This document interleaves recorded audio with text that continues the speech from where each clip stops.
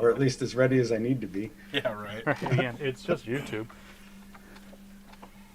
Do we want to put YouTube over there? Did you hit start streaming? Yeah. Okay. Well, then we're streaming. Okay. Hello, YouTube. Yeah, then that's the opener. It's pretty typical for our podcast. You should. You should when listen. he listen and Ben start, he's just listen to Down the Middle podcast. It's like, okay, I got to check the audio. Okay, we're good. And then every time I do a solo special too. All right. So we're gonna start out. We're gonna have you introduce yourself. Everyone knows who we are. All 47. 47, yeah, it was 42. Yeah. Hey. I think we got some traction from your videos. Yes, so the shout-outs are that. appreciated. Yeah, well, I'm Cody, the unlicensed thinker. I'll explain the name briefly. It just has to do with the idea that no matter how many degrees somebody might have or somebody doesn't have, we're always going to be thinking outside of what is our profession or what is our specialty, because everything is connected. You can't think about one topic without having it interact with some other topic. So everyone is always going to be thinking outside of what they might have a piece of paper that says they're allowed to talk about. And so therefore we are all unlicensed thinkers. So that's me, and that's what I do, is I just think about stuff and talk about it. Yeah, that's really cool. That's what we do. Yeah, that's what we do. You just do it more eloquently. Elegantly. See, I can't even use the right word. That's why we're average. Eloquent would be appropriate. I think our whole thing is, again, we're still relatively new to this type of format. And I would even say it wasn't all that long ago. I'd have to really say it was probably the Joe Rogan experience. He wasn't the first one to do it, but he kind of proliferated that, like, let's just sit down and have a long-form conversation. And not only can you get away with it, there's actually an appetite for it. Yeah, absolutely.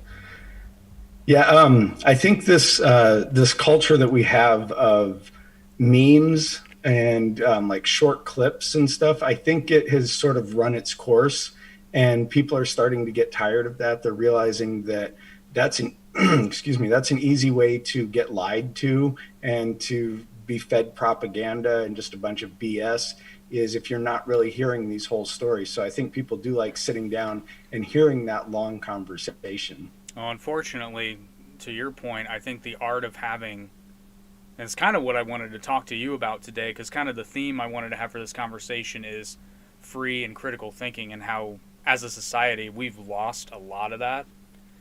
But I think the art of conversation has definitely been stymied to the point where I honestly think people of a certain age and generation don't know how to have, what would you say, a polite or at least a civil conversation with two parties that disagree with one another. They just don't know how to do it. Right.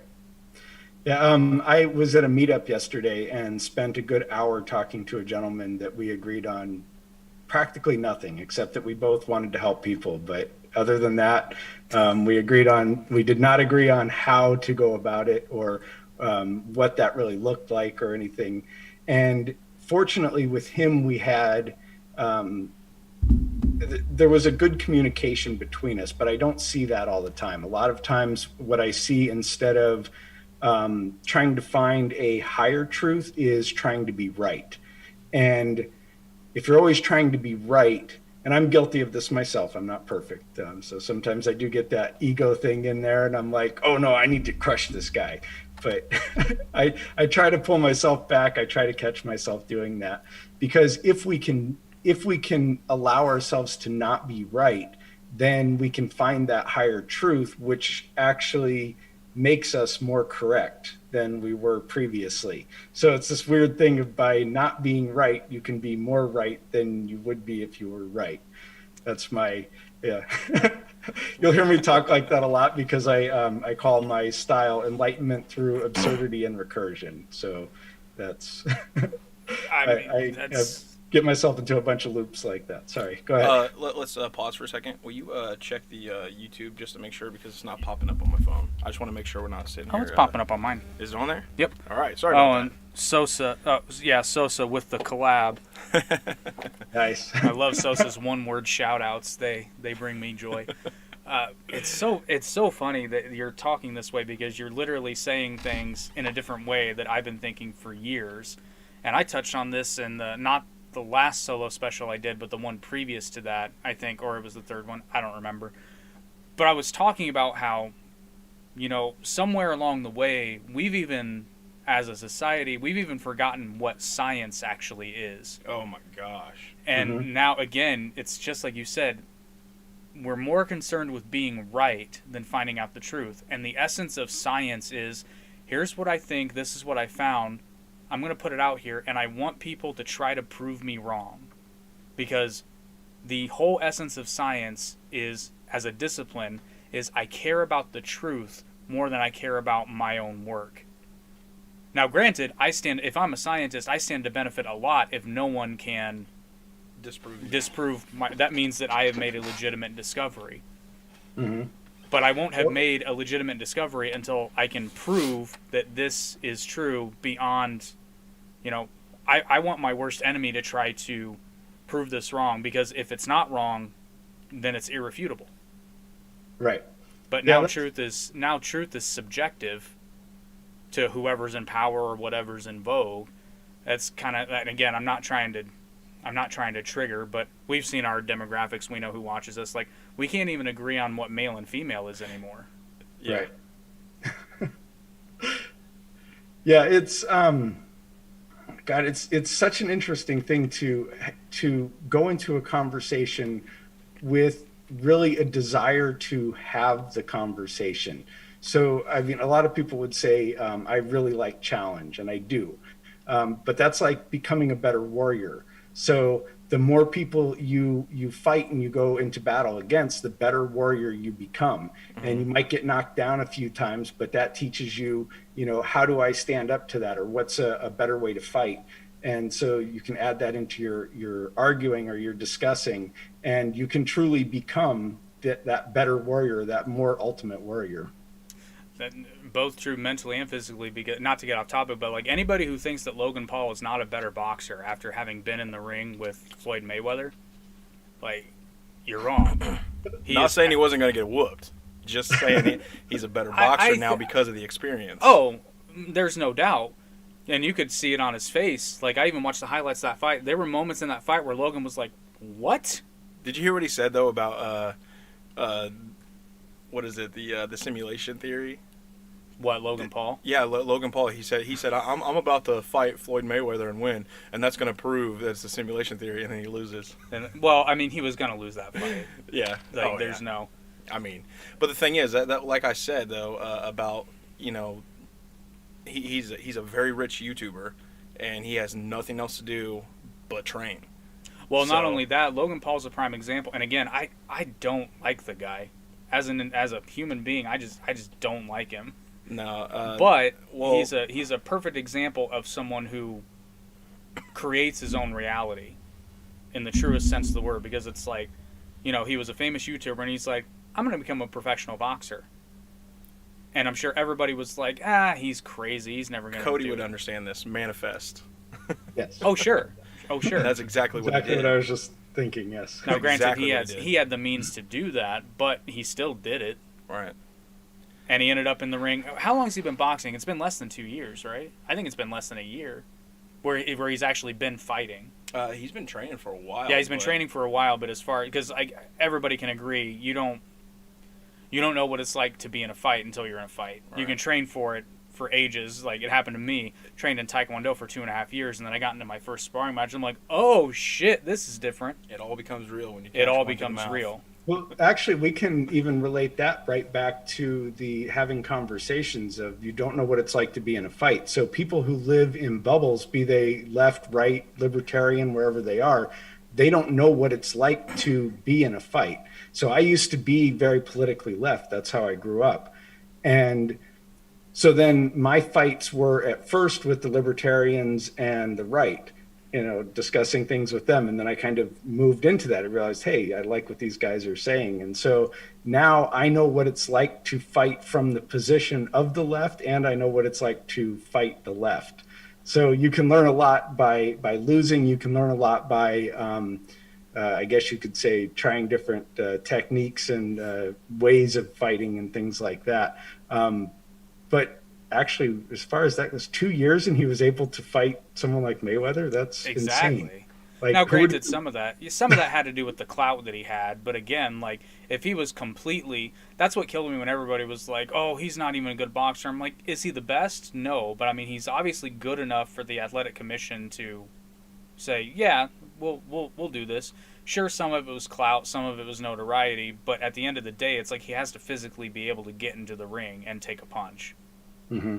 And taking a punch from Floyd Mayweather is no joke, even if it's like Mayweather would whoop my ass if I was light sparring with the guy, and I know that, and it would still hurt like a.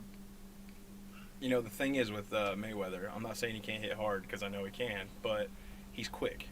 He's quick, yeah. And it depends on, you know, like I said, you know, you have critical points. I don't know if you watch Dragon Ball Z or anything like that, but no, that's fine. There was a guy on Hit, you know, remember the critical points, and the thing is, Floyd Mayweather, he's so quick, he can get in and out, and he hit those critical points, and he just end up taking you down. Yeah. Well, and then the other thing too is what's the formula for force? Mass times acceleration. Oh, I'm sorry. I mean, that's legit. But so I just understand mass. Yeah, no, don't we all? But it's interesting that you say that you originally were on the political left, and I want to kind of I intellectually speaking, I give a lot of people passes because I used to be I would identify myself as not quite a leftist, but I was definitely more on the liberal leaning side.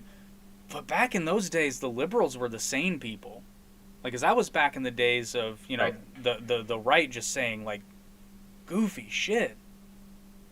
They're real. I mean, like, I know they're talking, like, back in the, what was it? Late 90s, early 30s or 40s, you know, the major switch, like, between parties. Did you ever hear about that? Oh, yeah, yeah. Well, like, I swear, I don't know if that one happened, but it exactly what you guys are talking about. It seemed like it really flipped again. And the right was saying crazy shit, and then now the left is just bonkers. My personal theory is that extreme left, not all leftists. Yeah. Well, my personal theory is it's just a continuation of the Southern strategy spearheaded by Lyndon Johnson, who, and I'm quoting, I'm not going to drop the N-bomb, but he literally said, I'm going to have these, you know, N-words voting Democrat for the next 50 years. He literally said this. And it was just a change in strategy because they're like, okay, if you can't beat them, join them. We're going to make sure that these people that feel disenfranchised, and even though every advancement up to this point had basically been due in large part by the Republican Party fighting for the rights of the freed slaves all the way up to the civil rights movements, all of those were spearheaded by the Republican Party. And Southern Democrats were doing everything they could to fight it. Literally everything. And then Lyndon Johnson comes along, and he wasn't the only person involved, but the Democratic Party as a whole said, okay, this isn't working, so we're going to flip the script, and we're going to go through a long process of basically expanding social programs, get people dependent on them, and then they're going to be voting for us instead. Ain't wrong. Well, no, I mean, it's what happened. And then I'm not going to say it's a myth, but there was this kind of, this not a fake story, but kind of a phantom story about how, well, the party shifted. It's like, they really never did. No. They just changed the recipe. Yeah. Well, because if you look at it, really, the Republican Party, give or take a few crazy people, never really changed. They claim to be for small government, but, you know, that didn't happen. They claim to be fiscally conservative. Well, that went out the window. But in terms of protecting personal freedoms, this, that, and the other, they haven't really changed. Now, again, you got into a bit of a kerfuffle when it came to things like, you know, abortion and things like gay marriage, but I think largely they've come around, particularly in the field of marriage equality. It's like, I'm with Ben Shapiro on this. If it doesn't affect me, I don't care what you do. Well, I think the libertarians have it right. It's like, why is the government even involved in marriage in the first place? Or freaking income, or, you know, a lot of stuff, you know, it's whatever, but I could talk about that shit all day. Yeah, actually, Steven Crowder said something that I think is absolutely brilliant along these lines, which is, if everyone says that the Republicans are the party of rich people, then wouldn't it be in their benefit to make as many people rich as possible so that they would continue getting voted for? And so the same would have to apply to the Democrat Party. If they're the party of the poor people, then what is in their best interest? Keeping people poor. It's just like a social worker whose job it is to help homeless people. If they help all the homeless people in their town, They're they out of don't a have a job. job anymore. And so it's not in their best interest to actually help homeless people. It's in their best interest to keep stringing them along and giving them just enough that they remain homeless, but but doing enough that they can, go to their boss or to the people and say, "Oh, but look, I implemented all of these programs. Look how wonderful I am." That aspect is in like everything. Everything. Healthcare, cancer treatments, everything. They don't want to cure you. They don't want to actually help you. They want to keep you needy and dependent. It's If I you're mean, in the I get it. if you're in the business of helping sick people, you would arguably want more sick people. Right. And Which is why they close gyms during quarantine. I don't believe that. the actually. healthiest place you can go to, they close it down. Makes sense, doesn't it? Well, that just the whole COVID thing actually just showed. Like, I'm not one that ascribes to this evil conspiracy, but it did point to a lot of questionable judgment. So, for example, I talked about this in the Fauci emails solo special. You know, his justification for saying that masks weren't effective initially is and this is him saying it. This is not a theory. This is Fauci said this. What he wanted to do was make sure that the medical professionals had enough PPE because of they were pretty sure there was going to be an influx of patients coming into hospitals that were COVID positive. Well, also with people fear buying. How do you Well, what do right, you call but that? the logic that he gave was he wanted to make sure they had PPE for the medical professionals. But if you prevent the public from getting sick by making sure they have adequate PPE and social distancing, you would not have that influx of patients going into the hospitals and therefore would not need to worry about that. It's like he's trying to solve a problem by creating another problem, but you can solve the first problem by not creating the other problem. It's weird. Right. It's weird. It's like they doctor get that's a fixated. politician. Well, the problem is, and this is how again the right does this too, but it's been mostly the left is they fixate on an end point, and they're not considering how we might be able to do this easier, and we might be able to kill two birds with one stone. You know, the Affordable Care Act is a prime example of that. You know, when Obama was in office, their whole shtick was we want to make sure people are covered. And it's like, okay, but what are you going to give up to make sure that happens? When, if you looked at it from a different lens, again, free thinking, which was taboo at the time, because heaven forbid you sound kind of like a Republican, and you look at it, it's like, okay, is the problem that people are underinsured or that the entire market is based on insurance? You know, the fact that it's not even, I've said this too, it's not even insurance anymore. Like, you shouldn't need to tap into insurance to go to a regular checkup. But they've created a market that is wholly dependent on people having insurance coverage, and they've done it to incentivize people. So now, like, and it makes no sense because if you think about it from a purely monetary perspective, you know, let's say your deductible for the year is $5,000. Well, you go to a doctor's office. What's that? $200. Well, your insurance isn't paying that anyway. You have to get your deductible covered first. Right. Or you could not have health insurance and only go to the doctor when you were sick, and you're still only out $200. The problem is that when you go to the doctor and find out you have cancer, then you need your insurance. But we've gotten things out of order. That makes sense, or was I rambling? Oh no, that makes perfect sense. Actually, I come from a medical family, and that is like the way that it would work ideally is that you would pay for all of the small things. So you would pay for your annual checkups and stuff like that. The stuff that's going to cost you $50 to $200 or something like that. And then insurance is there for the catastrophes. For you break your leg, you get in a car crash, you have cancer, whatever it might be. You save your insurance for that, and then you'd actually have to pay a lot less for insurance because you wouldn't be using it all the time. The doctor's visits would be cheaper because they wouldn't be going through all of the red tape of sending everything through insurance and all of that. And yeah, it's a completely ridiculous system that we have. Well, not only that, you would know your upfront costs because, like you said, they have to submit everything through insurance, and it's basically a negotiation of what insurance agrees to pay. depending on whatever your plan is and whatever agreement they have, this, that, and the other.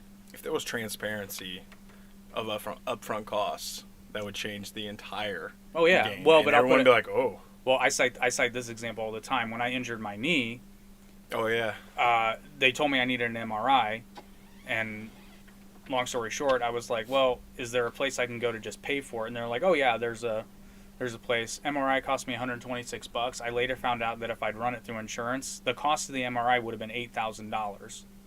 Wow. Now, I wouldn't have had to pay any of that, but let's say, I'm young, fairly healthy. Let's say my deductible was $10,000. Mm.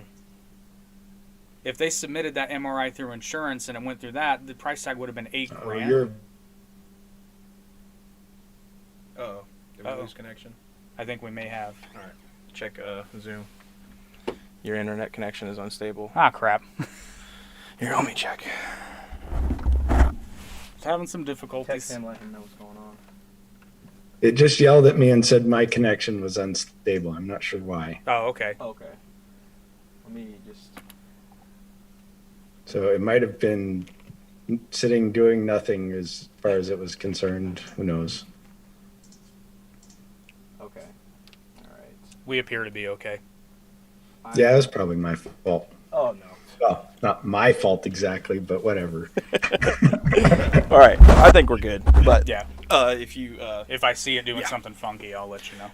all right, so I'd like to ask you about your local governments during pandemic. You don't have to give out any specific location, like where you're at, unless you're comfortable with I'm that. in Frisco, Texas. I put it on all my videos. Okay. To see. Yeah. So how were they with all the mandates and social distancing and whatnot? Were they as crazy as? Because I don't know. Is if you said Frisco?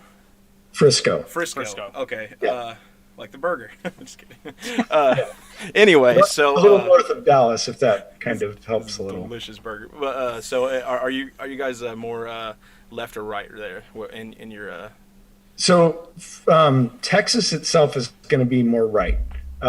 Frisco was in what, like 2000. It was about 3,000 people, and now it's 200,000 people or something like that. Whoa. So in 20 years, it has greatly expanded, and most of that is people moving from other places, which means that Frisco specifically is pretty mixed as far as left and right. I'd say it might be turning a little bit more left, but that just happens to be this particular town, and like Dallas and all of that. So like any city, it tends to turn more blue. As far as the COVID stuff, so the Governor Abbott here in Texas, he did do the mandates where you had to wear a mask if you went into a store and stuff like that. For the most part, I did, just to not be a troublemaker, although I do have that tendency sometimes. I mostly wore something over my face. I didn't really like it, and I soon stopped doing it as soon as it started, and God, this sounds so pathetic, but as soon as it started becoming more in vogue for people to not wear masks, I suppose, and stores to let people get away with it, I went along with that trend as well. So I hate being a trend follower, but as far as the governments go, there wasn't really any kind of a crackdown on it. It was just that thing from Abbott saying that the stores have to comply with this. So I think stores, it was really up to them whether or not they wanted to enforce it or not. So I didn't feel like there were any real harsh lockdowns or anything like that. I feel like most of it was people being afraid. Like I have a couple elderly neighbors who are fantastic people, but they're also on the left, and so they're in that bubble where they're being fed you're going to die if you do anything. If you step outside without your mask on, this is going to kill you. And so there's, like I said, there's a good mix of that. There's a lot of people, like I went to a park one day, and we're out in the open, and I walked past this young lady, I'd say probably in her 20s, and she absolutely freaked out that I had walked too close to her outside. And I'd say I got maybe within like 4 or 5 feet of her, something like that. And I mean, just the look of panic and fear on her face. So I think that what really drove things wasn't the laws or the government, but um, that feedback loop of people's panic. And like, if I wear a mask, then you see me wearing a mask and you think, oh, I must have a reason to be afraid. And so then you put on a mask, and then this guy sees us wearing masks and he goes, oh my God, two people wearing masks, I should be really afraid. And so on and so on. And so I don't think that it was the government. I think it was the people themselves just falling into that trap of fear and not realizing that we have this immune system that has been around that has developed over millions of years, and people not trusting that. Which, sorry, I'm going to go off on a little side it's what we do. Tangent away. It's what we do. Yeah. So the best way for a government to control people is like they talk about universal basic income or some kind of welfare or something like that. That's a wonderful way to make people dependent on the government. So what would be more amazing than having to depend on the government for your immune system? Like, that is the ultimate show of power right there. And that's what I see happening with this whole COVID thing is they're like, okay, well, we can get them to come for this, but yeah, they don't really need that. They could go get a job, so they don't really need the welfare. And we could get them to come to us for, oh, well, the roads, yeah, they could probably do that on their own, but let's get them to come to us. But how about their immune system? If we literally control whether or not they get sick, then we have absolute power of them, and they can't just walk away from that once they believe that the government owns their ability to be well. Well, and you're not. Some people might Spot on. Well, some people might hear that and say, "Well, that's a little bit far fetched." It's like, no, like we already said, they forced closed, literally the healthiest place you could be, because a key ingredient to a healthy immune system is a fit body. And I don't mean you don't need to be jacked, you don't need to have six packs, but exercise helps your immune system. Cardiovascular. And I know this because my gym, after they reopened, literally had I told you about this. They had on their board, somebody drew it or whatever, but it was like how like exercise helps your immune system. And I'm like, well, that's curious because of course the gyms didn't choose to be closed, but like we all know this. This is not something that we argue about because let's face it, if you have a person who's morbidly obese, weighs 350 pounds, can barely walk, they are going to be more prone to illness than somebody who is not healthy. Yeah. And literally obesity by itself, without all the other, physical benefits of exercising regularly, just the obesity alone, I think somewhere I read it makes you 30% more likely to contract average viruses, colds, flus, that kind of thing. Probably just the fact that you're not moving around as much. Yeah, it's amazing what our mental states can do to our health. And so my story is I was really healthy. I got into a marriage that was not ideal, and I let myself go. I got overweight. I was really stressed out, and I actually became type 1 diabetic. And so ended up on insulin and metformin and like all this kind of stuff. I had like these ridiculous numbers. So my A1C was twice as much as what would be considered diabetic. So diabetic is at 7. Mine was at 14.38. So it was just, absolutely insane. My average blood sugar, they estimated, would have been about 300 over the course of the preceding 3 months. And so fortunately, I don't really know what changed mentally. Like I've tried to think back to exactly what changed, but I went from that to not needing any of that anymore, not having anything that even slightly indicates diabetes within, a year or something like that. So within just a couple of weeks of getting on the insulin, I didn't need insulin or metformin anymore. I had to get off of all of that because my blood sugar was crashing.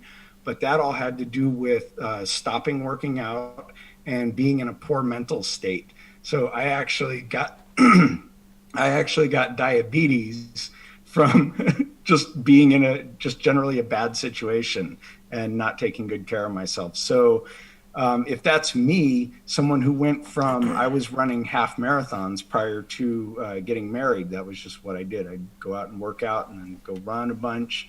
And so going from that to that horrible mental state and then showing how sick you can be and how well you can get after that, both mentally and physically. Wow, that's eerily similar to what happened to me. That So, makes yeah. sense why you said that you feel better when you don't eat as many carbs now, though. Oh, well, yeah, but yeah, But no, of course. seriously though, congratulations on getting Yeah, rid for of real. that. Holy cow! Yeah, I thought it was like my not life sentence, but I thought it was going to be a sentence for the rest of my life. Man, that sounds like Fat, Sick, and Nearly Dead. Have you ever seen that documentary? I think I did a long time ago. Joe Yeah. Cross. Yeah, He had something called something new to carry. Basically, his immune system attacked. It was an his autoimmune body. Yeah, it was an disorder, autoimmune disorder, but he basically cured himself with juice fasting. But I mean, obviously, you just took care of yourself, and got into a better mental state, which is a huge thing. Yeah, and I actually wonder about a lot of that stuff and how much of it really is mental. So a lot of people will say, I cured myself with this particular diet or this particular exercise, but how much of that is the placebo effect? In that, okay, I think that I want to get better, and I think that this diet is going to make me better. And so I go on the diet and I get better. Well, did the diet make me better, or was it the mental state of saying, I want to be better and I'm going to be better that made me better? The mind is a powerful Yep. tool. Well, Yeah, I don't know. no, I'm with you. I think it's very much a mental state, and I harp on. I have a handful of things that I harp on all the time, so I'll harp on this one more time. I don't know if you're familiar with DDP yoga. No. Okay, so long story short, it was created by Diamond Dallas Page, a retired pro wrestler, but basically the whole point of the program is it's not designed for weight loss. It's designed for people that have legitimate mobility issues. It's kind of like, the best way I can describe it is it's a combination of yoga and like old school calisthenics. Mm-hmm. But it's designed for people with mobility issues. And then what you just said there made me wonder, it's like, does the workout itself actually do all that much of a cure? I mean, don't get me wrong, it does a lot. I was actually mesmerized because I had a messed up wrist and my knees were shit when I started doing it, and they're not perfect, but they're a lot better. But like you said, there are people who got into the workout early, not least of which being Arthur Borman. And yeah, I agree with you 100%. I think that he was in a state, depressed is an understatement. You know, he'd basically been told that he was never going to walk unassisted ever again by every doctor he saw. But then here comes DDP yoga, and just the introductory period, he's like, okay, I can do this. And I can only imagine the mental weight that was lifted when he was just simply able to say, I can do this. Mm-hmm. And then just snowballed, and now he's in a place where he can run. He can walk unassisted, but he can run. He can stand on his head. He can put his foot over his head. And I, like you said, I think all that was, not all that, but most of that was mental, just incremental steps of like, well, if I can do this, then I can do this. And if I can do that, I'm pretty sure I can do this. And Yeah. just overcoming those challenges gives you a huge mental boost. So I think over time, it just helps your mental health tremendously. Yeah, that's one actually in my book. That's one of the themes is how things can spiral up or spiral down based on what you do. And when I was in Aikido classes back a long time ago when I was a kid, the instructor talked about how do you move a pile of bricks? Well, you move that pile of bricks one at a time, and that's really the only way you can do it. And so what happens is that initial pile of bricks gets smaller. So that could be all of the negative things, the obstacles in your life. And that other pile of bricks gets bigger.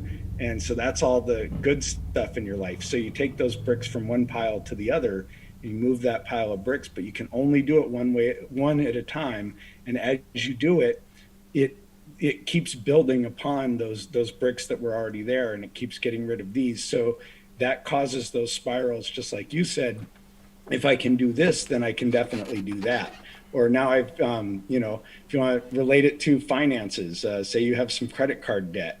Well, the easiest thing to do is pay off your smallest credit card. Then you're like, hey, I have this extra money now. I can put that towards the next smallest credit card. And I have this good feeling of I accomplished something. I paid off that credit card. Now, if I did that one, I can do the next one. So that way of thinking can apply to everything in life. You just say, I'm just going to do this one thing. I'm going to jump out of bed this morning instead of laying there for 10 minutes or whatever it is. You have an accomplishment. You feel like a better person in general. You feel more powerful, and then that continues on into everything in life. Well, you know, it's like Jordan Peterson always says, hey, you can start just by cleaning your goddamn room. Yes. 100%. Yes, you know, I love that. And we laugh, but it's funny because I actually I assume that you're a fan as well, but oh yes. I mean, I'll honestly never forget. I don't remember the day or anything, but I was just, you know, as I do, scrolling on YouTube, watching random videos, and I'd heard of Jordan Peterson in passing, but I hadn't really paid much attention. I'd heard a couple of like Jordan Peterson destroys leftist or whatever, and you know, so I knew who he was. But I remember I clicked on this one video, and the first thing he says, and it was kind of like a highlight reel, and he literally said, "What you most want to find will be found where you least want to look." Yes. And for some reason, that hit me, like, pun intended, like a pile of bricks. And I was like, holy shit, because here I am. I think I was 32 at the time. And I'm just looking at it, I was like, my life's not bad, don't get me wrong, but, like, there are things that I wanted to and still want to accomplish. And I felt like I was at a point where I was kind of stuck, where I didn't really know how to take that next step. And then hearing that kind of made me realize it's like, well, shit, there's a lot of stuff I haven't tried yet. And there's a lot of stuff that I'm afraid to try, because new things are scary, you know. So it's like, well, maybe that's the key. And then lo and behold, he and I never thought I had much of a voice. Like, I didn't think I was good at speaking or good at prolonged, like, these kind of intellectual conversations, even though I loved having them. And actually, I don't know if I ever told you this full story, but we were hanging out one night. He's like, dude, we should do a podcast. And I'm like, yeah, whatever. So then finally he keeps bringing it up. I'm like, yeah, fuck it, I'll do it, whatever. Nothing else, we'll just hang out. But I'm literally, and like, this is not you, this is me. I was literally expecting to just come in and have like, not a shitty mic, there's just like one shitty mic and a little camera. But I come in and he's got this whole setup. I'm like, holy shit, he's serious. The funny thing is, our original camera was a Sony AS10. It's a little push and play recording one, and it was on a battery. It kept dying. It would die on us within like 40 minutes, and then we'd just sit there and talk for a minute while it's charging, and turn it back on, and then end the podcast. Well, but the funny thing about that is here I am thinking that I'm no good at this, and in our first podcast, what was that? It was damn near 3 hours. Oh yeah, and it went by. We didn't really quite understand that, like, you know, try to keep it a little less. You know, like 3 hours is a lot, because if you don't have the viewer retention, like, you know, Joe Rogan or somebody like that, it's like 3 hours. Like, you're not gonna get anyone to watch but clips here and there, and that's why this guy started editing clips together, cutting down clips. So that works. I don't know where we're getting at with this, but hey. Well, I'm basically getting at, you know, like, it's. I swear I'm bringing this back full circle. This is kind of how we do, though. I'll circle back to you. Yeah. But that feeling of, you know, at first it's really scary, but then you know, I explored it and we started doing it, and now it's one of the things I look forward to every week. And we still have relatively small numbers, but in the time we've been doing it and then going into other mediums like Spotify and things like that, and then collaborating with other people, doing other podcasts, we're exponentially further than I thought we would be at this point. You should have seen his text when I told him I had to get surgery for my appendix. I had to get it removed about 3 weeks ago, and he's just like, "Oh, so you can't do the podcast?" I didn't mean it like that. And I was like, I didn't mean. I'm dying. You can come in here, and you know. Yeah, it was. It was a clarification question. It wasn't. Oh man, so you can't do the podcast? No, it wasn't really nothing like that. He's like, oh shit. He's like, I know, because like that came out of nowhere. Yeah, I've actually been having troubles with that for a couple months, and I didn't know. Like, I went to the doctor the first time, and they told me I was backed up. Yeah, here, I thought you were just full of shit. Yeah, and they told me to take Miralax, and then 2 months later, I'm like bending over in pain, and I just wake up and sweating, and I was like, I told my wife, I was like, I gotta go to the hospital. I go in, do a CT scan. They're like, yeah, your shit's huge in there. It's gonna blow up. We gotta get it out. And I'm like, all right. Like, freaking out. I've never had surgery. I've never stayed in the hospital ever. Like, and I was like, what? Oh shit! You should ask me. I'm an old hand. My body's falling apart. This dude, when we were 12, had open heart. 12? It wasn't open heart surgery. It was laparoscopic, but still. Regardless, you had an extra valve on your heart. I can never remember what the damn name of it is. So basically, on your heart, there's basically an electric receptor that looks like half a tree. And I was born with 2, so it looked like a full tree. And what would happen periodically is the electric pulse that determines your heart rate. On me, sometimes it would go to both, and it would cause my heart rate to basically beat double time. Almost superhuman, just not. Yeah, just not. Yeah, so they went in and corrected that, and then I've had 2 knee surgeries, not an appendix surgery, a hernia surgery. So I'm 4 in. Oh, we took a turn there. Yeah. We do this all the time. And yet I don't have a single screw in my body. Oh, you're lucky. I know. I don't either. I don't know why I said that. I have no foreign objects in my body. Everything was repaired, I guess naturally would be the way to say it. Except for Saturday night, right? Yeah, except for Saturday night. Saturday night, we don't talk about Saturday night. Oh, yeah, I got the patches from hernia surgery too. Ooh. That was a lot of fun. Yeah. I wish. Oh yeah. So anytime you go to a doctor, if that doctor happens to also do surgeries, it's really weird that you always need a surgery. I know. Funny. What's really funny though is when I went to my knee, and I thought for sure. That is so true. Well, except that's why I love my knee specialist, because he does knee surgeries, but just for almost coincidental, I guess he just had a feeling they needed to x-ray both of my knees. And he said it's a good thing we did, because if I'd only looked at the one, I would have said you needed surgery. But the thing of it is, I was born with weird knees that point out not quite 45 degrees. And he's like, but if you look at both x-rays, they look the same. So I think you just need rehab. Yeah, that's what I wish I had done for my hernias. I probably could have fixed my hernias on my own just by doing exercises, because this was like long before I ever worked out. I didn't really start working out until I was like 35 or something. I don't feel bad. I didn't seriously start working out until that was about 2 years ago. Not even. I've been off and on since I was like 20. Yeah, but I mean really, like I've been working out off and on. Sorry, YouTube, you just watched me adjust my sack. Didn't realize the camera was so low. Easy killer. But yeah, I mean, I just didn't start. And I will circle this back to the Jordan Peterson thing, though. Some people do find me annoying, I'm sure, but I'm a Jordan Peterson shill, and I'm a DDP shill, and there's a handful of people that I'm constantly talking about, because it's like, to say that it all changed my life is an understatement. Like, these were paradigm shifts mentally for me, and that's why I talk about it, because most of the time people that actually give these ideas and thoughts the time of day will see a positive benefit out of it. But you have to commit. And going into like talking about how horrible it was, my starting out in YouTube, and just how terrible my videos were, and like the experience that you had of just kind of jumping in.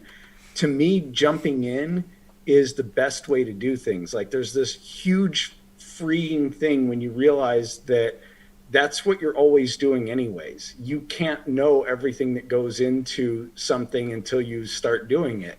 And even then you don't know. And so when I realized that to my future self, I'm going to be an idiot no matter what. Like, my future self is going to look back at me and go, God, what an idiot. Well, okay, then I'm free to do anything, because that's his problem to deal with.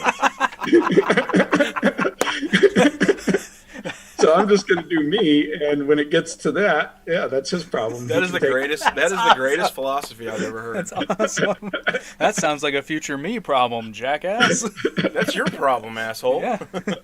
You're the one who let me do it, theoretically. Oh my god. Right. And, well, he's going to be, I figure future me is going to be a judgmental jerk anyways, so he deserves whatever problem I send him. Right. about to joke about, like, stop being so fucking judgmental. That is a T-shirt right there. Oh goodness. And well, I know this to be true because I can look back at my life from where I am now, and I can say, man, that guy was an idiot.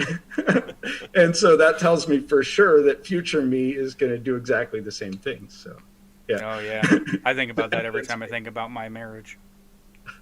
God, you were stupid. I don't want to get married again. I mean, I'm still married. I'm saying if anything happened, I wouldn't want to get married again. Yeah, well, that comes into, like, how do we make these bad decisions? I mean, because if you look back on kind of anything that you've done in life, including the marriage and stuff, you can look back on it, and of course, hindsight is 20/20. But really, you can think about you knew back then. You knew that the decisions that you were making were bad. Like, when I got into the marriage I was in, I knew, but I didn't listen to myself. And you listened to everybody else. You listened to what society and the world was saying, and you knew it was wrong, because I'm speaking from my experience too. I knew it was wrong, and I just had that gut feeling like, don't do this. Don't do this. Yeah, but you're on that path. Like, you have that forward momentum of doing that thing, and you have all of these hormones and what you're talking about there is absolutely the aspects of the superego kind of controlling you. And so there's not a lot. So this is actually why I don't date anymore, and I don't go on dates. I don't do any of the sexual activity kind of stuff because there's nothing wrong with it. I don't admonish people for doing it, but I realized that it controlled who I was in a lot of ways, and it led me to make decisions based on that. Like, well, okay, so I'm going to change my behavior so this girl over here might think that I'm cute, or, some guy that she might want to take home or something like that. And I realized that I wasn't really being me. And then that actually starts to expand even to friendships, and you start to realize, God, just having a friendship changes the way that I think. And then you get into, like, the extreme version of that is Diogenes, if you're familiar with him. For those that aren't, you want to give us a little, for the viewers that may not be, you want to give us a little synopsis? Yeah, I don't know what it is. So the real simple version of Diogenes is, think of a guy who just does not give a shit. Like, he lives out on the street. He doesn't care what people think about him. He walks around naked. He yells at people. He would go to fancy areas of town, and as they were leaving a fancy theater, he would walk through the crowd backwards to make everybody get out of his way. And he sort of did things to make people hate him so that he could be free as a human being. He didn't rely on anyone else, on anyone's opinions. And I think that's the really extreme version of it that we could probably avoid. Like, I think he did that so that we don't have to. But what he can remind us is that we are controlled by our society and by those that we have close to us, and by all of the circumstances around us. We change our behaviors in order to fit in, and he did not. Yeah, and then another part of that, which it goes hand in hand with what you were saying, but specifically in the the dating and sex marketplace that you were talking about earlier, I think kind of the reason that happens is a lot of people, not just but men particularly. Well, actually, I'll go out on a limb and say that almost exclusively when we're talking about heterosexual relationships, most men operate under the assumption of a scarcity mentality. So yes. when they meet a woman, they're kind of like, and they're not thinking this consciously, but in the back of their mind, they're like, oh, this might be the last opportunity I have to, like, get a girlfriend or have whatever your end goal is. So the strategy in your subconscious mind is, I have to be as attractive as possible to this person. And like you said, that can often lead to someone being not who they truly are. And personally, I think that's a big part of why 50% of marriages end in divorce, is because when they first get together, you're at least partially this other person that's not really you. And as time goes on, right. I think people tend to move relationships too quickly. And I know I did. I know, I'll admit that 100%. I changed who I was. I hid the parts she didn't like, and I accentuated the parts that she did like. And then before you know it, and then she complains, well, when you're around your friends, you're another person. And at first I was like, well, no, I'm not. And I'm like, well, yeah, I am. Because when I'm around my friends who like me for who I am, yeah, I'm myself. And that's like a slap in the face to her, because she's like, who's this motherfucker? Are you guys familiar with MGTOW, the men going their own way? Yep. So Well, a I lot am, of that, you? like, No. But I'm willing. very familiar with it, and it does draw in a lot of angry men, and I understand why. But it's actually pretty amazing. You just got the that. philosophies Sorry. that they have. Yeah. I'm sorry. Did you say you were not familiar with it? Yeah, I'm not. He is. Yeah, it's simply men going their own way. It's men deciding to not date and not participate in that. That's not my reasoning for doing it, but they do have.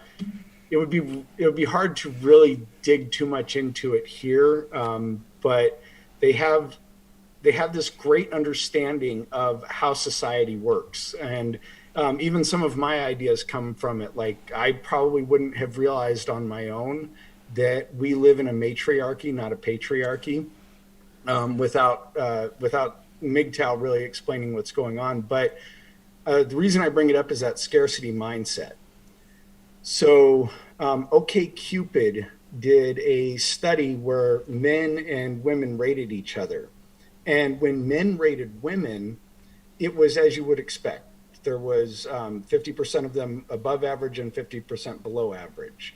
But when women rated men, it was 80% below average, and then 20% were average or above. And so that scarcity mindset is, it is backed up by the way the world works, because there's that 20% of men that get all of the attention from the women. And so to them, women are like, well, how come I can't get a guy to commit? And, all of this. Well, it's because they're going for this 20% of men, for the most part, that have no interest in committing, because why they would have you options. just get another phone number tomorrow? Right. What do you care?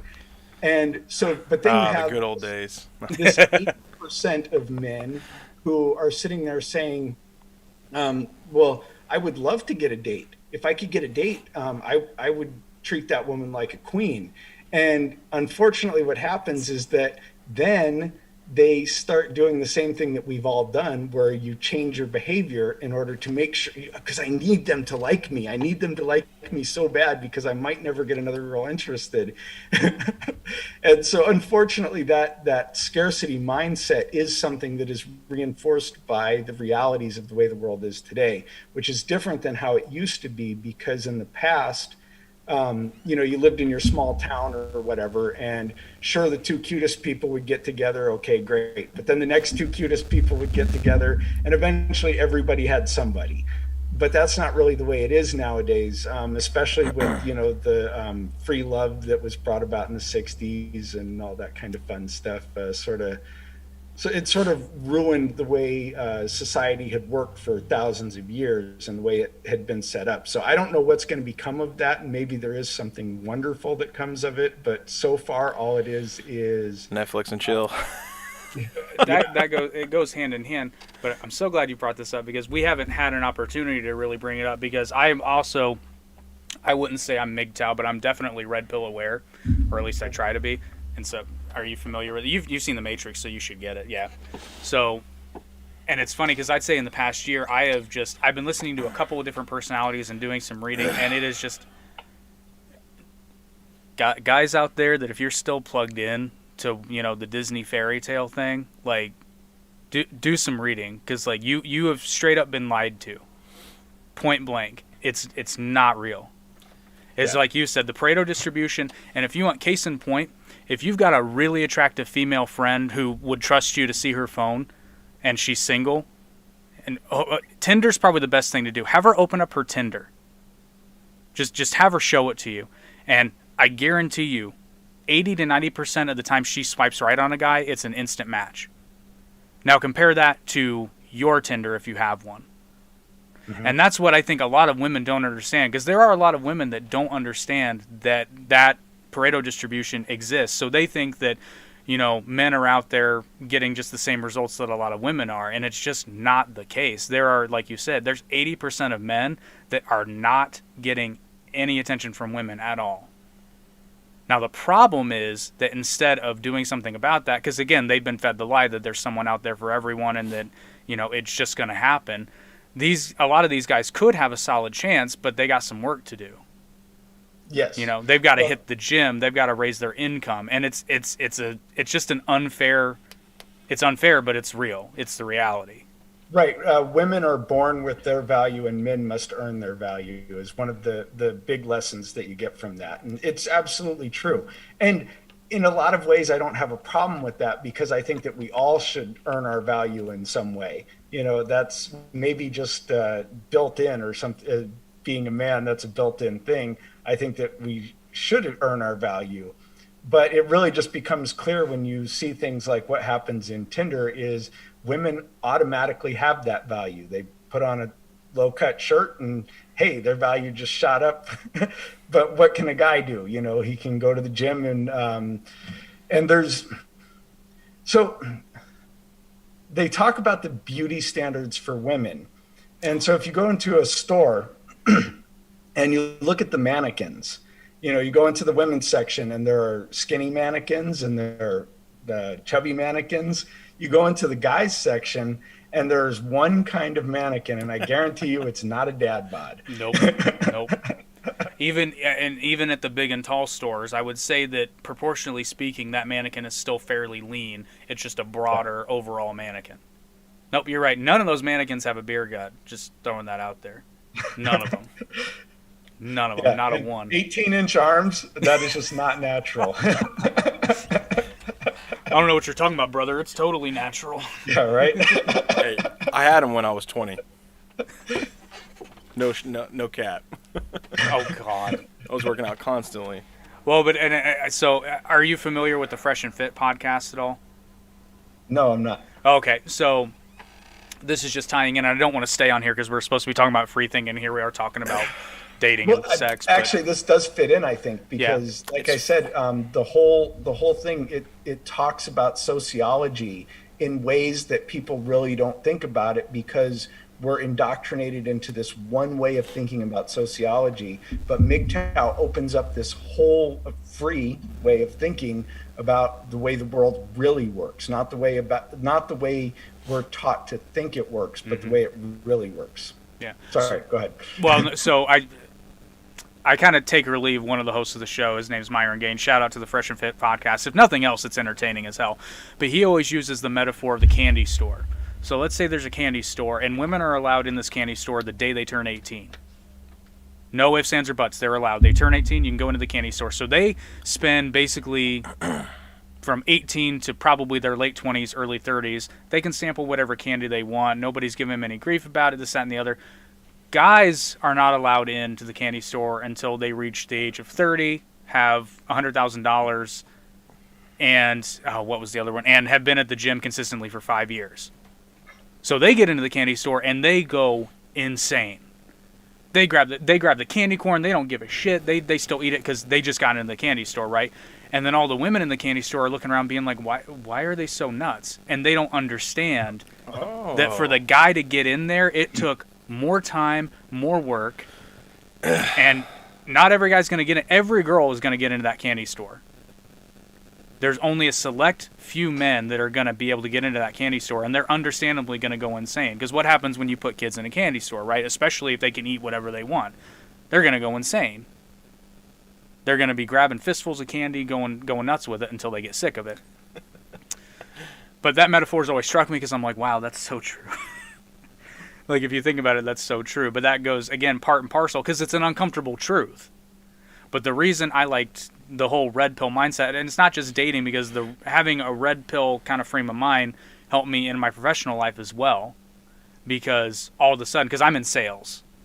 So you get the typical, like, oh, well, the customer's always right. It's like, bullshit, they are. Some customers are just fucking stupid. And you don't have to be a jerk about it, but now, like, because I had a difficult customer just a couple months ago, and I literally told him to go fuck himself on the phone.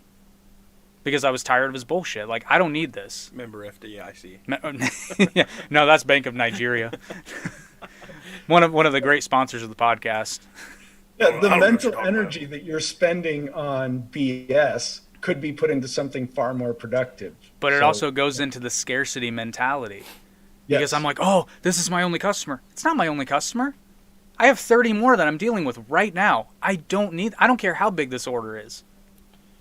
Like, and just thinking about it that way, it's like, I don't need this. And like, I will literally fire customers before I even hire them now because I can tell this person's going to be a problem. Yep. This person's going to be a pain in the ass. And for $2,000, not worth it. It's not worth it. And my business partner freaks out sometimes when I do it. But the funniest thing happens is that customer that was going to be a pain in the ass, for lack of a better term, I kind of put them in their place to let them know, like, hey, you're not going to dictate to me what's going on here. If you want my product, you can have it. But this is how it's going to work. You're going to work on my terms. And they usually come back. But they're much more agreeable. They're less of a pain. And then my business partner wonders why he has all these difficult customers. It's because he never told them to shut up. Mm-hmm. And he set that expectation. It's like he'll drop everything to take care of what they need, no matter how stupid it is. And sometimes you got to do that because when you screw up, that's what you should do. But when it's just your customer being dumb, like, sorry, it's not possible. I'll get to it when I can get to it. I'm not putting you off, but I have other things to do. Yeah, there's great videos that you can watch on YouTube, even where a mouse will chase a cat. And that really tells you something just about how interactions work. And so if you act like prey, you will be treated like prey. But if you act like the lion, nobody's going to come fuck with you. And same in dating, whatever you want to apply it to. If you are, and this even goes into how I look at body language and stuff. So if I walk around or if I'm sitting here and I put my head down and my shoulders forward, and I feel really weak and, like kind of scared and hiding. But, if I sit up properly and I feel powerful, or if I take a pose like this, I'm like, yeah, I'm king of the world. And so we end up doing that to ourselves and we put ourselves into those prey positions, just like your partner sounds like he's doing, and he's making himself prey. So that making yourself prey can often bring out the predator in another, because we all have we all have both within us. And so if one role is being filled already, then you're sort of forced to take the other role. So if the other person is playing the role of prey, then that customer comes in and says, oh, okay, I'm the boss. I'm the lion right now. Yep. And remember, that's rule number 1, kids. Stand up straight with your shoulders back, eh? It's rule number 1 in 12 Rules for Life. You can buy it on Amazon. Go! Yeah.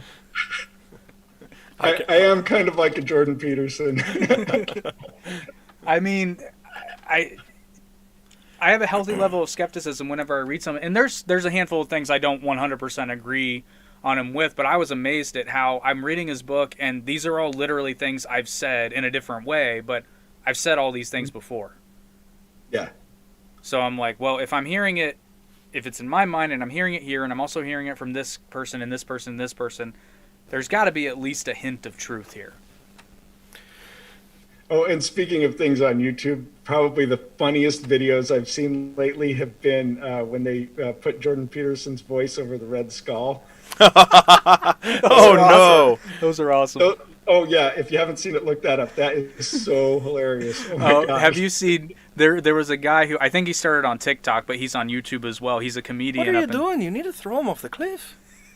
But what he does Jordan Peterson impressions, but he's listening to WAP by Cardi B, and he's like, well, the funny thing about that is, you know what else is wet? Are lobsters. He's like, and if you take that, and if you turn the W upside down, you have maps of meaning. Yeah, I love how him and his family are taking it so well. Like they're laughing about it. They're not using it to be offended. They're just owning it, which is actually one of the things that we almost touched on before about one of the big changes in my life is that really allowing things to be pointed out to me, so that that what you really need is found in the places you least want to look. Well, that kind of thinking is what led me to the whole never being offended thing.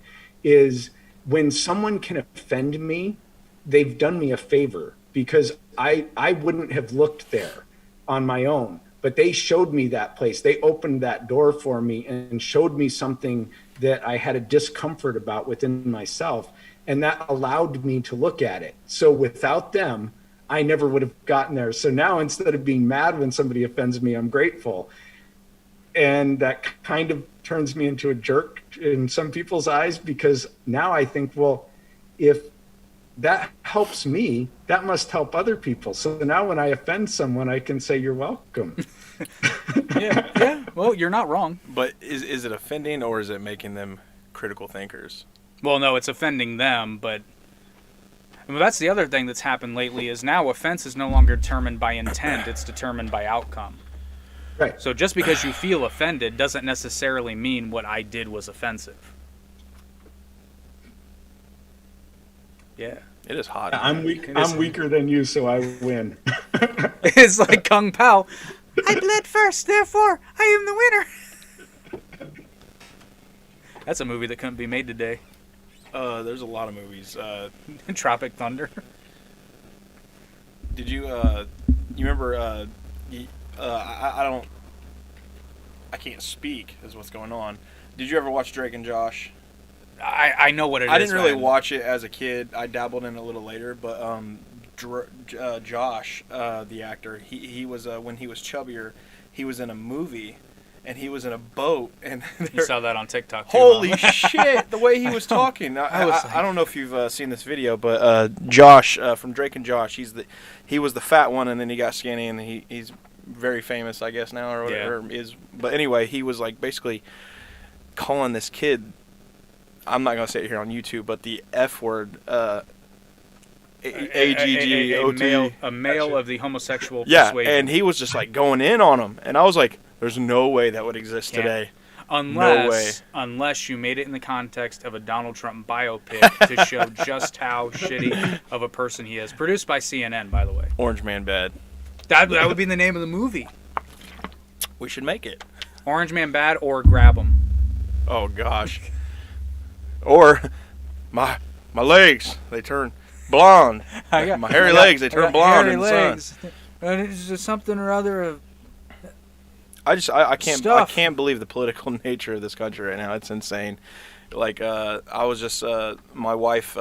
There was something, I can't remember exactly what it was, but Trump across from the White House when he was still president, there was something. The church thing. The church thing.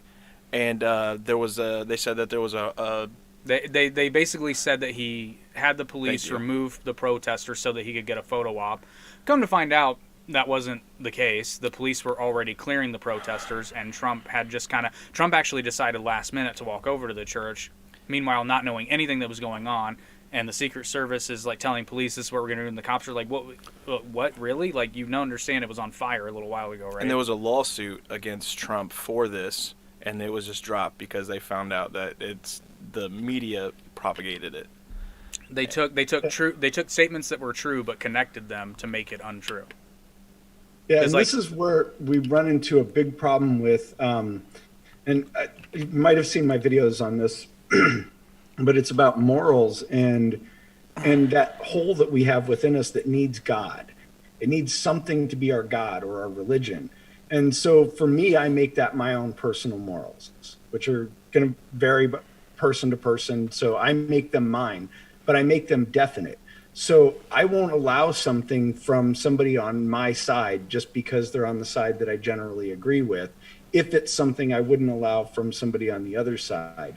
And that's unfortunately what we have today, is that place that needs to be filled with God, or that hole that looks for a God or a religion, is being filled by ideology instead of morality.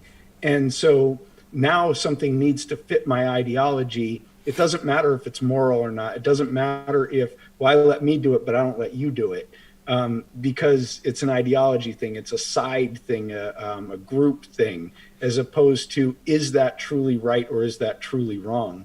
And so I'm big on Second Amendment. And even long before I owned guns, I was big on Second Amendment. I just never really needed them. And so I would hear people on the right making, or even libertarians making arguments that said that the AR-15 was never made as a weapon of war. And I went and I looked that up because I'm like, that seems kind of weird. And it's true, that's a bullshit argument. Because that's what it was made for. The M4 is basically the same gun. And so the AR-15 was originally designed to be a weapon of war, a weapon for the military. Now, that gets into a whole thing about why are we making bad arguments. So you want to talk about critical thinking. So why is that even? And I'm glad we fit in here because I can totally go off on rants. So why are we even making a bad argument like that just so that we can win the argument? Sorry. There's a ghost in here. You probably see me looking down too. No, my guitar, The guitar just moved randomly. Okay. I'm guessing a cat went on the other side of that. Yeah. Probably. Oh yeah, I have 2 cats as well. Nice. Yeah, see, but our first thought wasn't ghost. It was like, oh, something must have hit that. Sorry, we interrupted. No worries. But it's like, why are we even making the bad arguments if you don't have to? Why are you making up a bullshit argument when that's not even really the argument that you want to make if you're pro-Second Amendment? If you're pro-Second Amendment, you want to say, well, I care about the safety of women, so I think women should carry guns so that, they don't have someone who can easily overpower them. Or I don't want the government being able to easily, control everyone and take over and have things that happen like in Germany or Maoist China or wherever else. I often cite Cambodia with that example. Yeah, because a lot of people forget about Cambodia, but I mean they were called the killing fields for a reason. Yes. And for those of you who may not know, look just after you're finished watching the podcast, of course, go Google the Khmer Rouge. That's Kmer Rouge, like French Rouge, and just look at the numbers and the timeline. And that'll give you some perspective why the Second Amendment is important. Because one of the first things they did was made sure that the citizens did not have weapons. Yeah, and that is a strong, valid argument that if you stick to that, it makes sense. And you come off as an honest person. You're not making up any kind of bullshit to try to make your point. You're solidly making your point. You're saying, this is what I believe in. This is why I believe in it. But then you have people that go off and just to try to win the argument, they say, oh, well, the AR-15 was never a weapon of war. Okay, so technically it was never really widely used in the military. It was still made as a thing to shoot people.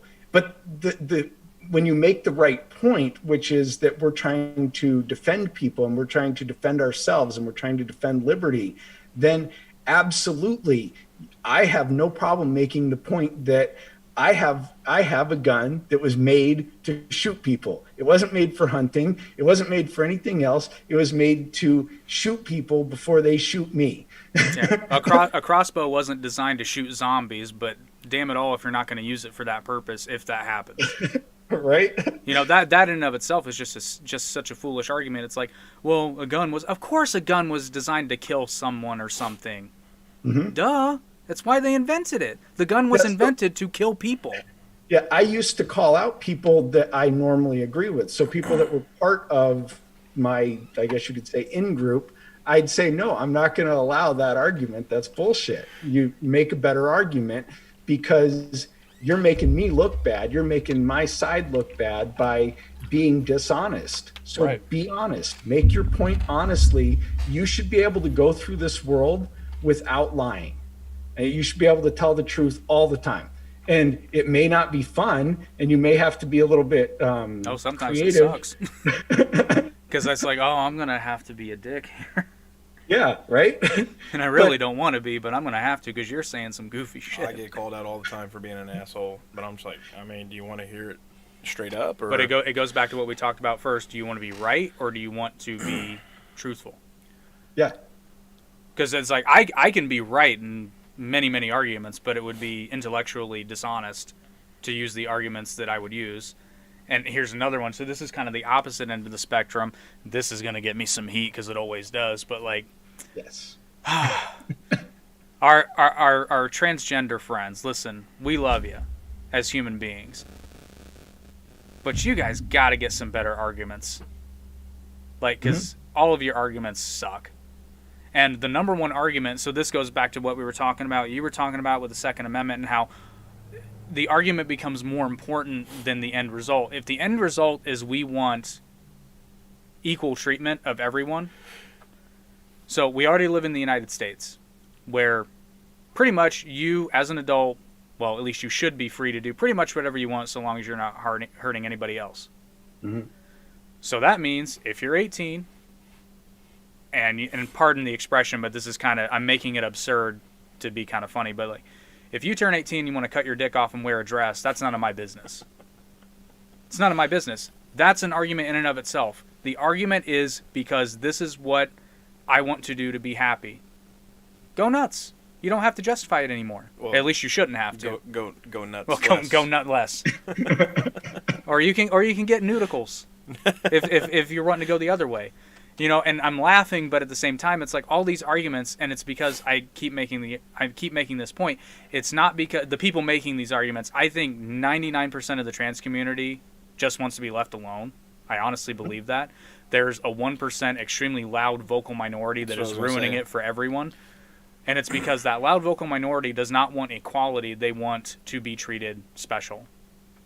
Yeah, that is, and again, many people that fit that category that I absolutely adore and have no problem with, but it is a ripe environment for narcissists because it's, I need you to believe my reality. And so my reality is this, I need you to believe it. And this all goes back to like how Jordan Peterson became famous too, is he's like, you know, I have no problem with calling you something, but it depends on your intent. And if your intent is to be a jerk, no, I'm not going to go along with that. I'm not going to play that game. But also it's like in the same vein is talking about people's sexuality. Why are we even having this conversation? As far as I'm concerned, somebody's sexuality doesn't matter unless we both want to have sex with each other. And if we both want to have sex with each other, then sexuality doesn't matter anyways because we're dialed in. We're dialed in. So sexuality doesn't matter in really any case at all. It's weird how that works. So long as you don't want to force me to watch, you can do whatever the hell you want. Yeah. I think that's the thing. They just want everyone to know, like, hey, we're losing track of the real issue. Look over here.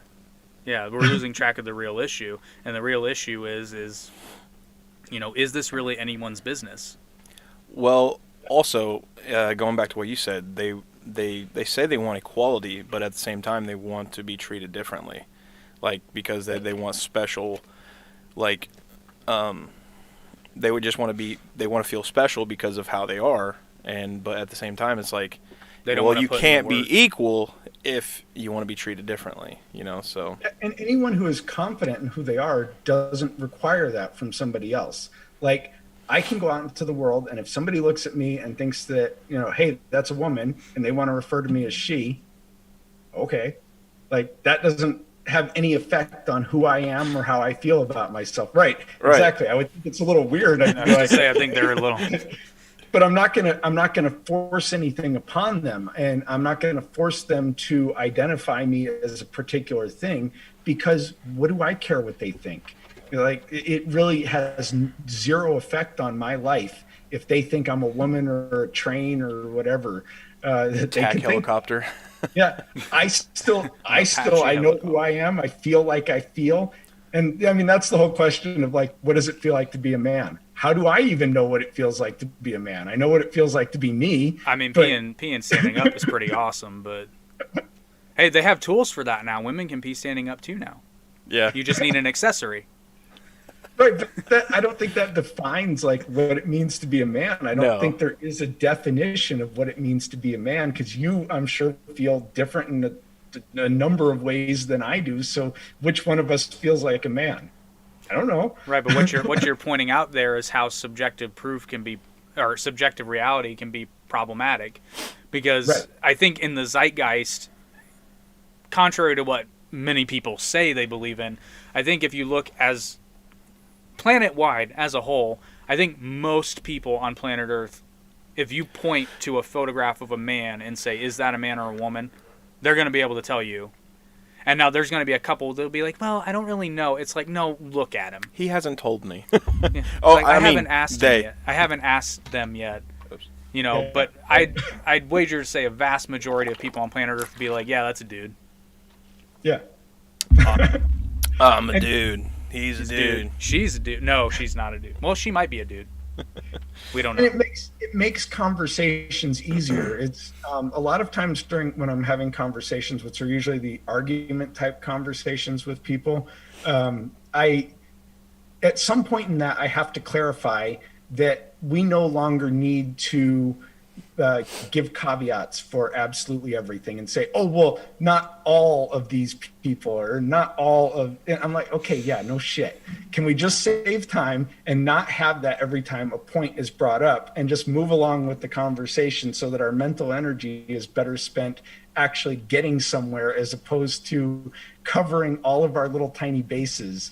Like, that is such a waste of time. And if I'm running into that and I'm having to waste that much mental energy, and that person that I'm talking to is spending all of that mental energy on caveats, how much mental energy in the world is being spent on this BS of saying, oh yeah, but not everybody, or what about this weird one-off exception over here? Yeah. That's a ton of resources up here that we could be using to get to Mars or whatever. Well, the exception doesn't make the rule, and I'm so glad you brought that up, because I think I mentioned this to you. I made a comment on a video on YouTube so long ago. It was a debate between a socialist and a capitalist, and I just made a funny comment because it was hilarious to me, because in the socialist opening statement, he basically redefines what socialism is. He gives the audience his definition of socialism. So all I wrote was, socialist changes the meaning of socialism to fit his narrative. You know, and then later, I think it was a month and a half later, a couple people commented on my comment, and one of them I got into a conversation with, and I will, in all fairness, for those that saw it, I made a really stupid mistake. I said end pass instead of impasse, but that's just because I've honestly never seen it written down before. And holy shit, he jumped on that like, he's like, oh, I'm not really much into football. I think you need to look up impasse. I'm like, ho, you got me. But the point he was making was that, you know, basically that objective definitions are worthless. And I'm like, no, I think you got that backwards, dude, because without objective definitions, we're going to spend the whole time arguing over what we mean by a certain term, and we're not even going to get to the meat. Like, you and I would sit here arguing about what socialism actually is, and actually we were arguing about what a republic was, because he said something to the effect of, well, like, North Korea is a republic, and I'm like, in what universe is North Korea a republic? Sure, it's in the name, but that's nonsense. And he was like, which he did tell me to read a book, and I'm going to read it, but, you know, it got to the heart of what you're bringing up right there. It's like, we spent the entire conversation debating over what the definition of a republic is, and he was getting so specific, saying like, well, like, is Rome really a republic? I'm like, well, at the time, yes, but by today's standards, it was not really equal, but a republic technically. We didn't even get into like socialism being nonsense because we couldn't agree on what a republic was.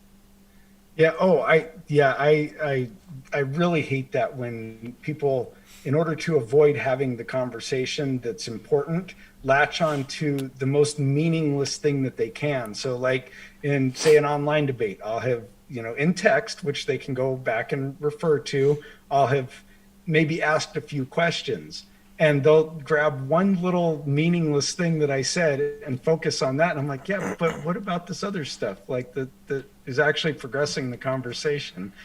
But your example there reminded me of something funny. There was an article where they changed the definition of Orwellian, and somebody commented that it was very Orwellian of them to change the definition of Orwellian to meet their needs. That's hilarious. That's another thing I do too, is I recommend anybody out there, I highly recommend that regardless of your political leanings, although if you're on the left, this should change your political leanings. Read Animal Farm in 1984 and look at the world around you and tell me that doesn't freak you out. So there is a problem with that, though. We go into what we read and what we hear with our perspective, our own perspective, and our own bias. So a lot of people on the left will read 1984, but they'll get something entirely different out of it than you and I will, in that they'll say, "Oh yeah, but that's talking about people on the right." Not getting the point. It's all about not giving the government control. I don't care what side it leans to, because the Nazis had way too much control. Although it's debatable as to whether or not the Nazis were as far right as history would have you believe. But that's another podcast. Yeah. Oh yeah. That'd be a fun conversation. I'm up for that. We'll do it. We'll do it at some point. This dude knows so much about history. It's insane. I just like learning about it. I'm a nerd for that shit. And it's funny because I have conversations with some people and I'm like, I know nothing compared to you. Teach me. Oh yeah, you'll probably beat me on the history lessons without a doubt. As far as It's fun to talk about though, because then you learn stuff you didn't know about. Oh, Exactly. the history Sorry, I classes in the United States are extremely lacking. I'll put it that way, because I still learn stuff that I'm like, are you fucking kidding? Really? Like, I only learned a couple years ago. I think that every time we have a conversation, I'm like, are you kidding? No, I brought up the fact that there was an American association affiliated directly with the Nazi Party in the 1930s. They had a parade down New York and had an event in Madison Square Garden, and people don't know this. I didn't know it. I didn't know that. Yeah, it's freaking crazy. I'm more of a conspiracy guy. Yeah, he's a tinfoil hat wearing dude. Now, I don't believe them, but I like the stories. Oh my God, though, I still tell the story how he was going on about Alex Jones, and I thought Alex Jones was a crackpot, and then Epstein happened, and I'm like, son of a bitch. Who's the guy who recently just died? McAfee. McAfee. Have you been following that? I saw a bit of that. Yeah. Dude, in 28, there's like this file. It's a couple terabytes worth of information. In 28 days now, like however long he died, like there was something set up by someone. He basically said if he kills himself in prison, that this file will be released. And man, I hope it just nails. They probably it's probably going to get buried. Well, in Florida, where that building went down, they're saying that the server that was housing that file. Shocker. And I'm just like, and on top of that, DeSantis, he's going to be, I believe he's going to be Trump's running mate in 2024. Oh, nice. I like DeSantis. I like DeSantis I love a lot. Florida. Of course, the lefties are going to say he's crazy, but I'm not going to agree with everything, No. but that's how it is. is. There's the difference. I can criticize Trump and DeSantis on certain things, but lot. I don't worship the ground they walk on. No. Like Joe Biden can do no wrong. Oh my God. Yeah, if you can't say something good about the person you don't like or something bad about the person that you like, then you don't really like or dislike those people. You like or dislike an icon or an idol. Yep. There was actually something when we were talking about the Second Amendment with what Biden said recently about saying, "Oh, well, we have atomic bombs. What do you need guns for?" And I'm just like, are you going to fucking bomb your own people, dude? Oh, well, okay. What are you talking about? So I'm about to drop some history on this motherfucker. Hey, Joe. The U.S. had atomic bombs, and the Viet Cong didn't. Yeah, but think, if we would have pulled out and then just dropped one on them. Well, we would have taken out the South too. I know, but I'm just saying. Like, Well, but even my point is, like, take atomic bombs out of the equation. We had better weapons. We had air superiority. Period. We had it all. we shouldn't have been there in the first place. Well, I don't know. That's another podcast. Yeah. But my point is that they were outgunned and outnumbered, and they eventually won their civil war. I know. Granted, we pulled out and then they won. But my point is, it's like, yeah, you're right. You may be better armed, but it's a lot easier to beat an enemy that has no weapons than has some weapons. And I always point to this example. You know, you might have a guy up on a turret, one guy who has one gun, and you might have 20 guys down here. Who wants to take the first step? Nobody. Exactly. Hell no, because that first one's usually getting taken out. Exactly. So it's like, yeah, you might, and plus you're assuming that the military, in this absurd example, you're assuming that if war broke out, you're assuming that the military would be on your side. I'm talking to Joe Biden here. We already had that happen too.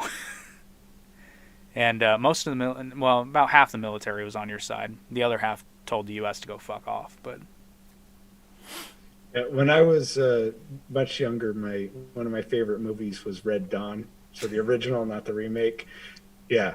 So I mean that, although it's a movie, it really does show how, if you know your territory, you have absolute superiority, no matter what they come at you with, because they're going to run out of resources. They don't know where to look. Like you're going to win eventually. You just like it's that, I forget who said it. You can never defeat a persistent foe or something like that. Yeah, someone that just won't quit.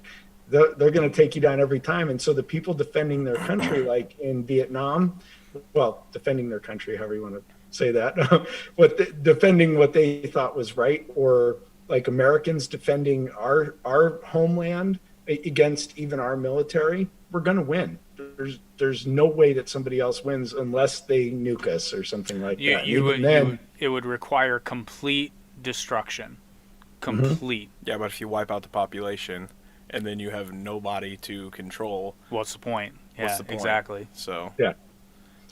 Well, because even the Japanese, when they were rampaging through Manchuria and China, they weren't killing everyone. Because what's the point? You have a bunch of land, sure, but you need people to work it. You need that human element. Even if you have the most nefarious, just evil intentions, you still need the people. Yeah, isn't that strange how we latch onto something like everyone wants to talk about the Germans in World War II, but there's very little talk like about what the Japanese did.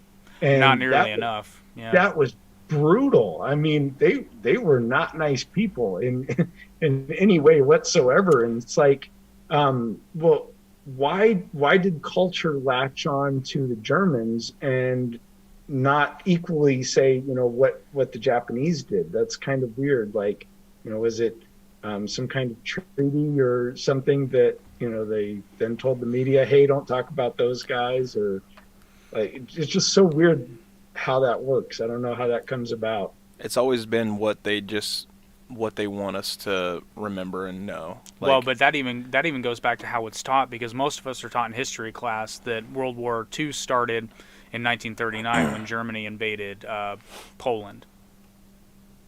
Lo and behold, Japan had been rampaging through, Southeast Asia as early as the early 1930s. They had and they were in conflict with Russia already. Not an open war yet, but they were in conflict with them in Manchuria.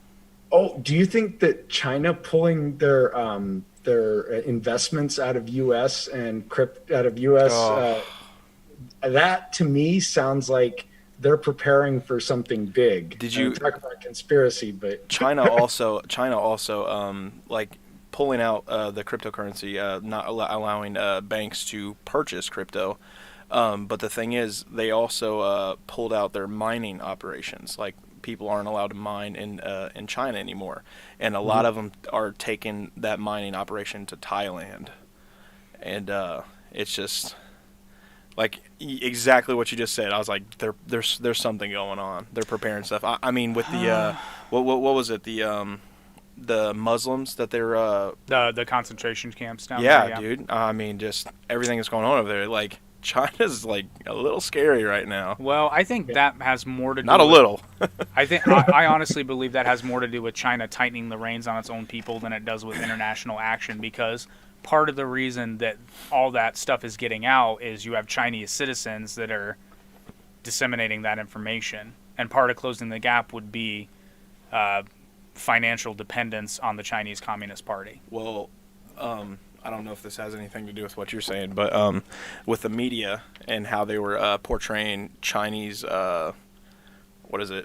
Chinese racism here in the United States.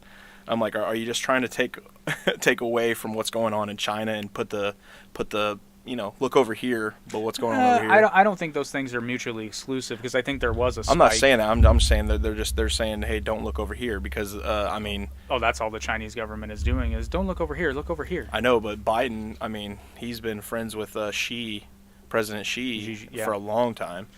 Yeah, well, and that goes into one of the things that I actually liked about Trump that scared the hell out of a lot of people. I don't understand why everyone is so afraid to piss China off, because, like, yes, is it going to suck short term? Yes, but the long-term benefits of not being dependent on China vastly outweigh the risk in the immediate by pissing them off. Mm-hmm. Because at the end of the day, what is China really going to do? Hey, I'll piss off China right now. Our average penis length is bigger. Your president looks like Winnie the Pooh. Reminds me of South Park. It's so small. You American have huge. I remember that episode. That's an old one. I took a real bad turn there. Yeah, I know. That clip's gonna go around everywhere in China. It's like, American have huge penis. Even though I think they were Japanese. Not really. We're actually pretty low on the totem pole. Yeah, I'd be flattered if Xi Jinping saw my my YouTube channel. I was just reminded of the meme I saw the other day that said 12 Chinese people were captured trying to escape to Taiwan. And it's like, so you admit that Taiwan is not part of China. So I know. Actually, I think I screwed up. I think they were taking the Bitcoin mining operations to Taiwan. To Taiwan, yeah. My fault. Possibly. Not Thailand. Possibly. But outside of China, right? not according to the Chinese Communist Party, but yeah, and that was wild. I know neither of you are huge into wrestling, but were you aware of John Cena's public apology to the people of China? That was pathetic. So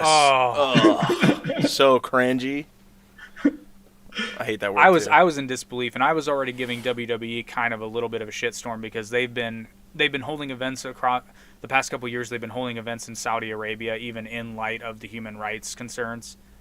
And they were advised not to do so, but they said, fuck it, we want the money. Which, I get it, I'd want the money too, but, so that, in combination with that, it's just kind of like, I think that was distasteful. But again, what are we well, I know what they're afraid of, because the Chinese people make up a huge amount of potential money that these companies are making, which is why Hollywood is basically bending the knee to the Chinese government at every turn. Mm-hmm. Because they're afraid of losing out on that money, when all you have to do is make movies that don't suck dick. Like, that's all you got to do. Leave propaganda out of it. Just make a good movie. It's not hard. I mean, like, that's really all you have to do, is make good movies. People will go see those movies. Seriously, just talk about aliens. I'll watch it 9 times out of 10. It only I don't care. Whatever.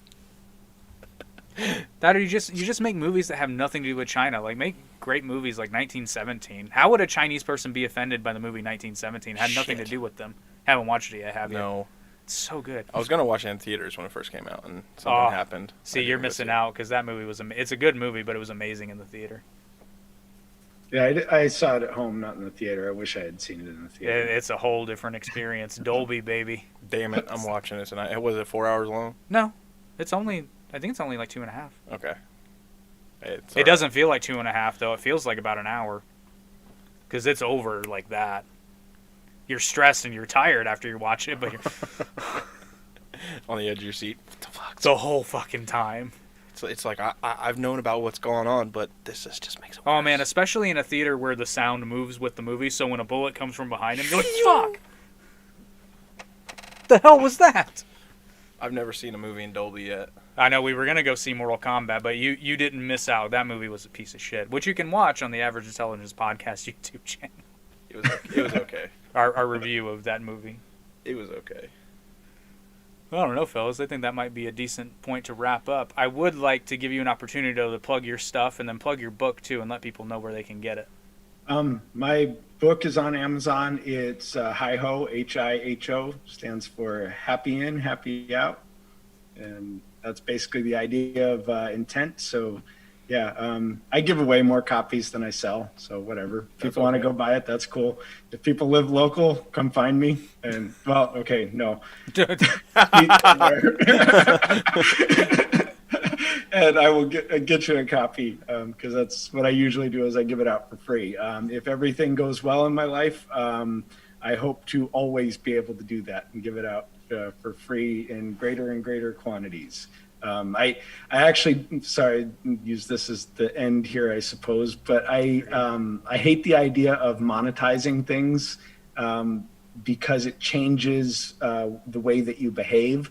And so you become, if you require that monetization of something, then you become a slave to it in a way. So like we both have channels. So if our channels become monetized, then we start getting this subconscious bias towards, oh, well, I made this video and it made me money. And so maybe if I change what I say a little bit, and so I'm hoping to never do that. I am hoping for a level of financial independence that doesn't have me driving around in a Lamborghini, but has me with enough money that I never have to monetize anything, and everything that I do can always be absolutely 100% me.